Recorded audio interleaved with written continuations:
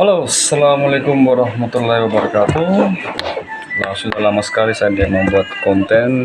Hari ini selamat Idul Adha bagi yang beragama Islam, terutama saya.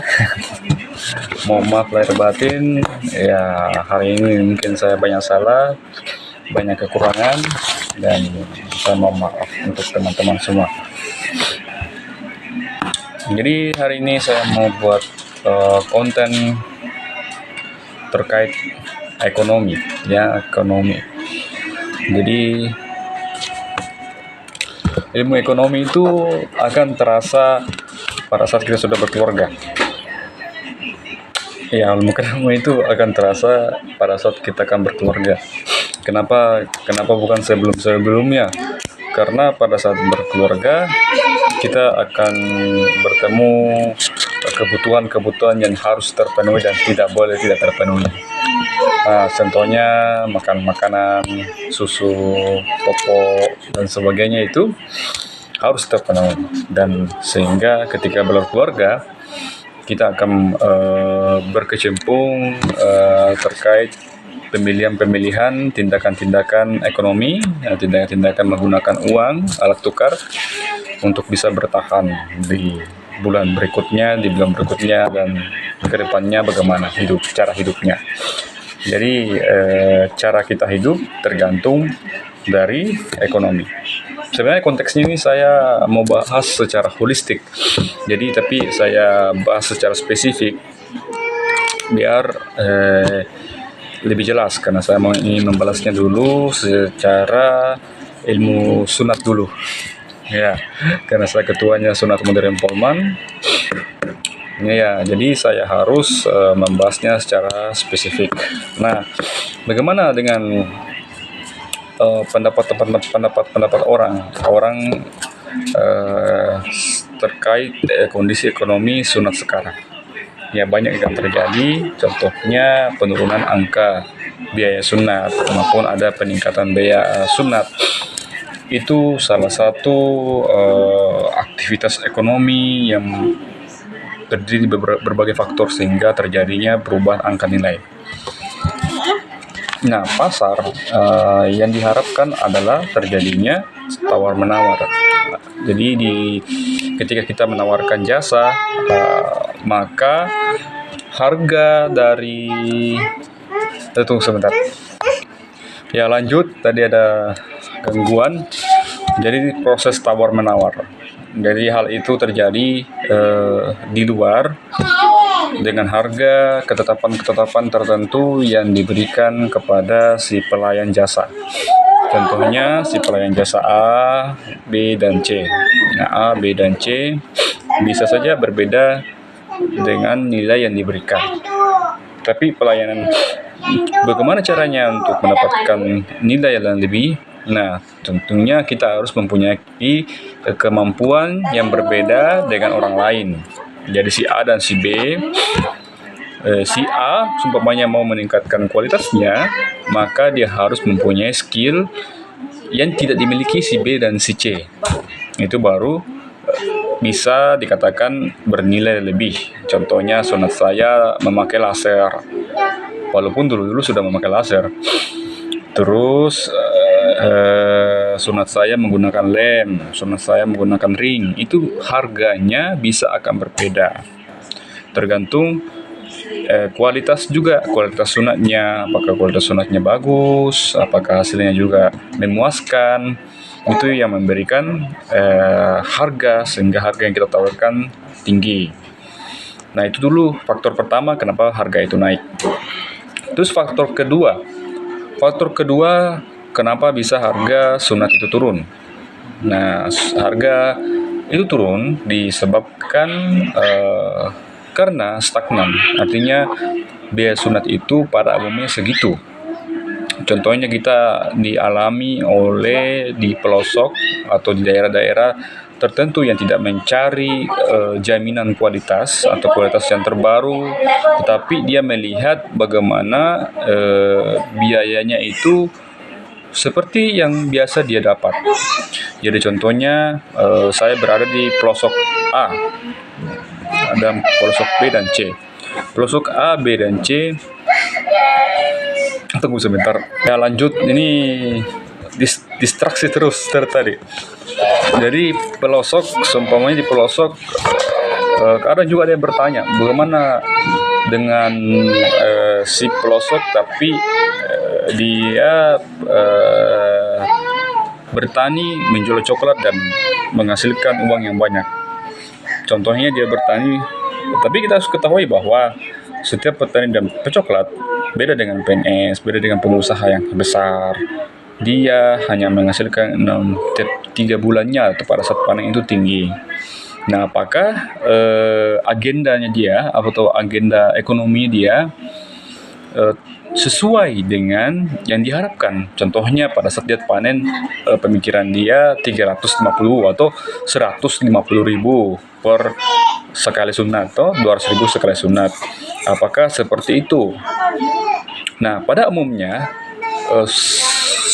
di desa itu sebelumnya sudah ada yang pernah yang sunat, sehingga pemikiran mereka harga yang biasa dia dapat itu segitu, dan si pesunatnya juga mengiyakan harganya memang seperti itu. Jadi wajarlah terjadi di pelosok adanya mencari harga yang murah. Biasanya dia akan mencari harga yang murah, tidak terlalu banyak neko-neko, karena kebutuhan anggaran ekonominya biasanya sudah diskedulkan, contohnya untuk kuliah, untuk membangun rumah, atau membuat modal baru untuk membuat usaha di kebunnya lagi. Itu biasanya kita pertimbangkan. Jadi walaupun begitu, kita akan ditemukan yang namanya si klien atau si pasien, keluarga pasien ini apakah dia kategori mampu membayar dan tidak membayar. Nah, dari situ kita sebagai ekonom atau pasunat itu sendiri harus mempunyai skill yang memadai. Kenapa? Supaya kita memberikan informasi si klien ini tahu bahwa harga itu tergantung kualitas. Contohnya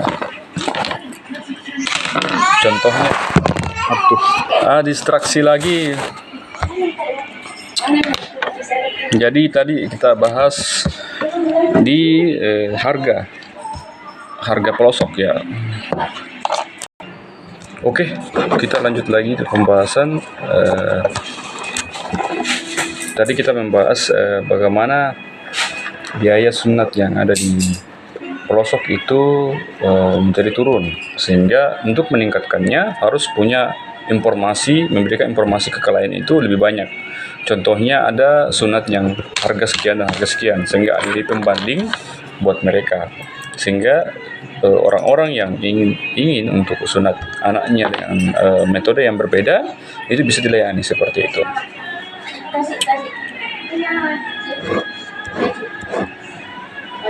Nah, di zaman sekarang ini karena sudah sering terjadinya pelatihan, maka terjadi oknum baru. Makanya sehingga si pelayan jasa ini semakin banyak. Nah, artinya mungkin kita dapat pasien itu cuma 10 karena banyak yang sudah pelatihan, sehingga jumlah pasien bisa saja berkurang dikarenakan jumlah yang bisa melakukan hal itu banyak. Jadi orang bisa memilih siapa yang akan dilakukan sunat oleh anaknya. Nah, contohnya sehingga orang-orang yang senior ataupun pelaku-pelaku usaha akan terjadi pengurangan biaya atau kekurangan keuntungan untuk mendapatkan uang itu. Nah, di sini terjadi seperti itu, dan jadi masalah sekarang. Kemarin kita akan evaluasi kegiatan kami kemarin. Kemarin kita melaksanakan bakti sosial. Akan tetapi bakti sosial ini menjadi agenda buat mereka untuk membantu orang, dan itu sangat bagus. Tetapi biaya yang diberikan kepada si pesunat itu tentu akan menurunkan harga si pesunat itu, sehingga keuntungan juga semakin kecil. Jadi segi ekonomi dia kecil, tetapi dari segi agama itu pahalanya sangat bagus. Jadi dua hal yang sehingga kegiatan bakti sosial, bisnis itu juga bisa memangkas jumlah yang bisa dilayani lagi. Jadi banyak faktor-faktor yang mengakibatkan jumlah yang disunat itu berkurang.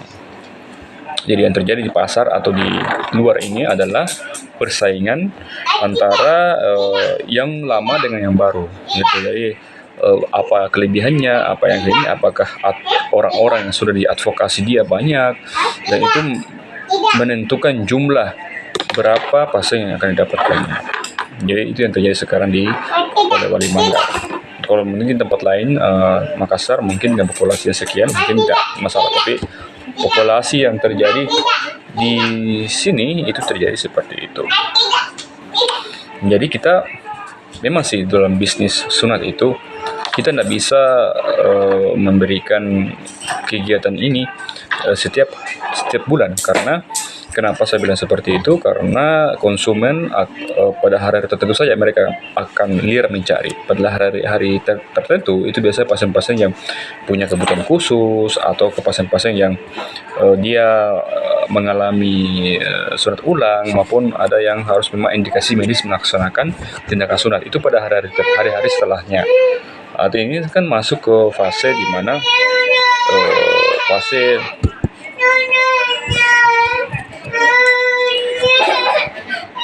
fase liburan, sehingga banyak orang yang bisa disunat. Nah, sehingga kita harus maksimalkan ini bagaimana mediasinya, bagaimana media-media atau pengiklanannya, atau bicara dengan si pelayan itu.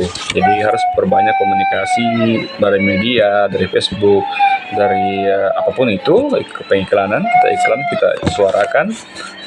Apakah dia akan memilih kita atau memilih orang lain, tergantung penilaiannya. Karena sekarang sudah banyak orang yang bisa, cuma mungkin ada yang lebih berpengalaman dan ada yang masih baru. Nah, itu juga nilai plus untuk yang masih baru. Tapi yang masih baru juga punya nilai plus, karena dia sempat ada keluarga yang merekomendasikan atau sebagainya. Itu menjadi persaingan-persaingan. Jadi semakin banyak orang yang bersaing, semakin sedikit kita peluang untuk mendapatkan banyak pasien. Itu terjadi seperti itu. Jadi tergantung strategi kita, maka kita permainan di dalam ini terjadi saling tarik-menarik. Jadi si konsumen bisa saja memilih orang yang paling terdekatnya ataupun orang yang dia suka.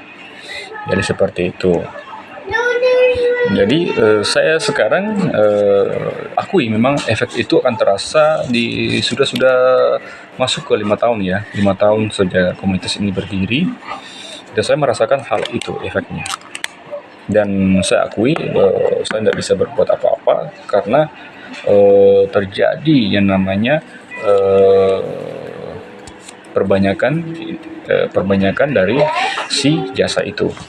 Ya, walaupun bagus untuk peningkatan atau mengurangi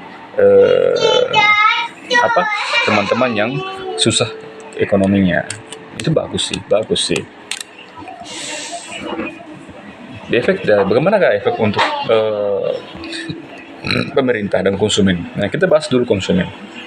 Konsumen akan mudah, tidak perlu jauh-jauh ke Pemayar Pasunat Tutar, tidak perlu cari jauh-jauh ke Pauman atau jauh-jauh ke Majene. Sudah ada orang yang di dekat rumahnya. Itu salah satu kelebihannya. Terus yang kelebihan kedua, orang gampang menemu. Di sisa tetangga dia dapat pasunat, dia ambil di situ. Itu kelebihannya. Yang kedua, bagaimana kalau penyebaran ini untuk pemerintah, apa yang terjadi? Pemerintah akan mudah menyebarkan uangnya karena banyak orang yang punya uang, banyak orang yang belanja, banyak orang yang menyebar, banyak orang yang terdapat uang 200.000 ke sini, 200.000 ke sini, 200.000 ke sini, banyak, sehingga dia belanja di tempat-tempat lain juga banyak.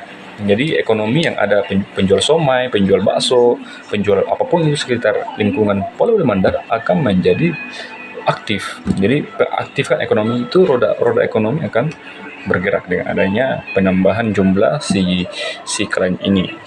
Seharusnya seperti itu kalau dia aktif, karena dia bertahan hidup untuk mendapatkan uang itu. Jadi sekarang ya diganggu terus sampai selesai video.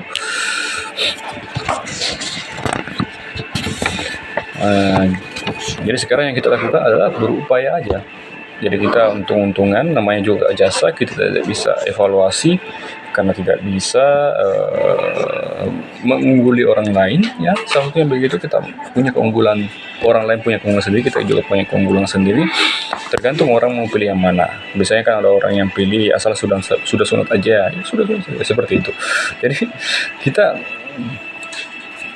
ada juga orang yang mau cari yang paling bagus. Jadi beda-beda setiap orang. Jadi itu harus kita tahu apa kebutuhannya dengan cara bicara, promosi, itu yang seharusnya kita harus lakukan mulai saat ini. Dan saya juga sudah melakukan promosi di Facebook dan sebagainya. Tapi ya begitulah, saya kemarin ini 2 bulan kemarin, 3 bulan lah. Di 3 bulan kemarin saya mengalami kecelakaan dan patah, sehingga kemampuan promosi yang dilaksanakan sebelumnya itu sangat terhambat. Dan sekarang saya juga masih belum bisa berlari jalan, sehingga kegiatan promosi ini cuma secara digital seperti itu. Nah, itu pun kalau kita mau pengiklannya itu butuh biaya. Nah, biaya ini apakah biaya kos ini bisa menutupi pada saat ada pasien datang? Itu pertanyaannya.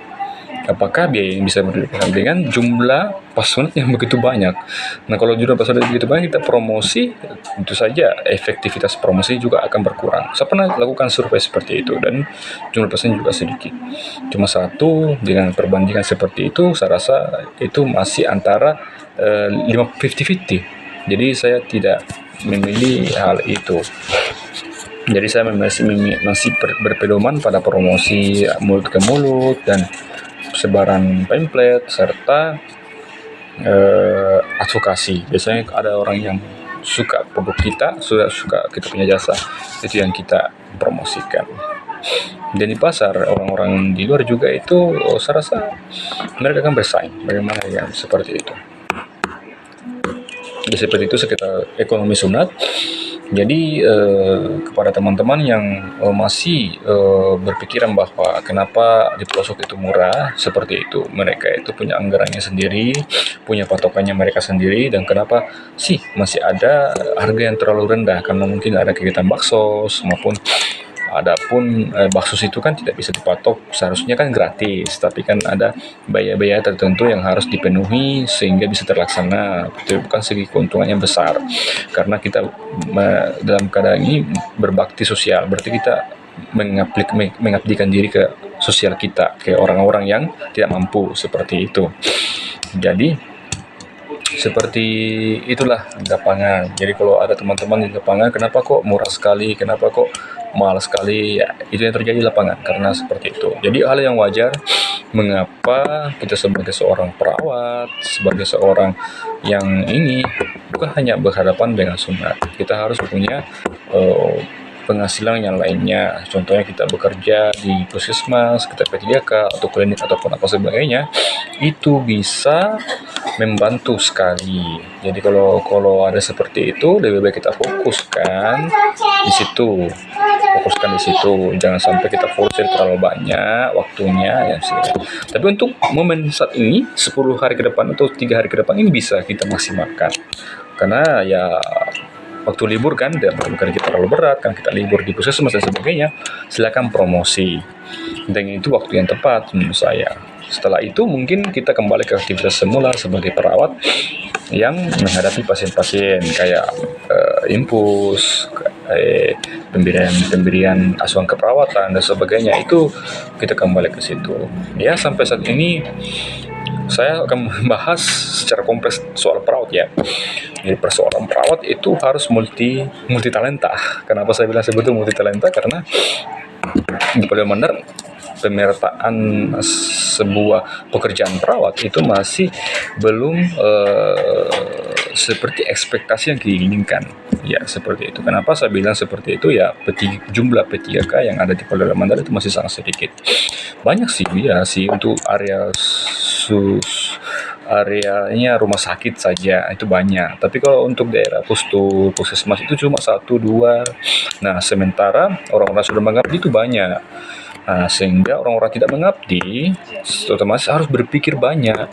Jadi orang-orang yang cuma orang-orang beruntung aja yang bisa bertahan sebagai ini dan mereka mengadu nasib bahkan. Kalau sudah mengatakan mengadu berarti kita antara beruntung sama tidak, kita berusaha saja beruntung sama tidak. Tapi sekali lagi sebagai seorang perawat sih, bisa bilang kita harus multi talenta. Kita bisa ditempatkan di mana saja. Kita bisa melakukan bisnis kesehatan, bisnis keperawatan, bisa merawat di rumahnya orang, bisa kita sunat juga, bisa kita honorer, dan memang ada kita bisa luangkan beberapa tahun untuk waktu kita, dan kita merasa bisalah untuk hidup seperti itu karena belum berkeluarga. Kalau sudah berkeluarga, sudah ada usaha sampingan, jualan-jualan atau apapun itu yang bersifat kesehatan ataupun non kesehatan bisa membantu segi kehidupannya dia. Jadi tergantung dari pelaku ekonom atau si perawatnya itu. Jadi untuk saat ini sih saya menyuarakan perawat juga, mudah-mudahan P3K ataupun itu ASN penerimaannya ditingkatkan lagi, lebih banyak lagi kebutuhan ya, dan orang-orang honorer saya rasa sudah sangat terbantu dengan ada pelatihan atau apa begini. Tapi yang kita harus ketahui ketika banyaknya orang itu kepada teman-teman senior, perawat senior, bahwa jangan terlalu berharap lah bahwa jumlah pasien itu akan banyak sih, karena ya seperti itu, banyaknya persaingan, adanya begini, dan ada juga kita juga bisa menangkap peluang itu, kesempat dengan adanya pengalaman kita yang lebih sering itu bisa jadi net plus juga. Dan itu dua cara mindset kita berpikir sih. Tapi dari segi ekonomi ya begitu, kita realitas saja lah di lapangan bagaimana kalau seperti itu ya. Jadi begitulah pembicaraan soal ekonomi. Mudah-mudahan semakin banyak terbuka lapangan kerja, termasuk P3K ataupun BNS. Kenapa saya berpikir seperti itu? Karena pegawai swasta juga bagus toh. Karena ya itu saya bilang, karena kita butuh kehidupan yang tetap, kehidupan yang sering, walaupun bukan musim kita bisa kerja, bisa dapat penghasilan. Itu yang kita harapkan tanpa memposir berbagai multitasking. Jadi kalau kita tidak ada penetapan yang tetap, maka kita multitasking. Nah, bulan ini kita jualan ini, bulan puasa kita jualan ini, Idul Adha kita sunat, ini kita perawat luka, kita kan multitasking. Jadi kalau ada upah minimalnya itu bisa mencakupi kehidupan kita, itu yang jadi idealnya seorang perawat. Kalau semua kita digaji 2,9 lah, itu sudah UMR memuju UMR provinsi dan UMR Perlir Bandar. Kalau bisa sampai segitu gajinya, itu sudah bisa katakan kita tak perlu multitasking. Jadi tingkat stressing seorang perawat akan berkurang. Jadi harapan kita mudah-mudahan perawat itu sejahtera, teman-teman juga sehat, berpikir sehat. Mari kita berusaha, mari kita membuat peluang bagaimana harapan ke depan kita ini bisa menjadi lebih baik. Saya kalau ditanyakan apakah saya ada pasien disunat, ya ada.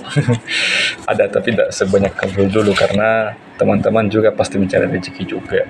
Why not ya? Seperti itulah. Mohon maaf ya teman-teman kalau seandainya ada yang ke depannya kalau ada kata-kata saya yang salah ataupun ini, sekali lagi mohon maaf lahir batin. Semoga kita sukses. Selamat Idul Adha. Assalamualaikum warahmatullahi wabarakatuh.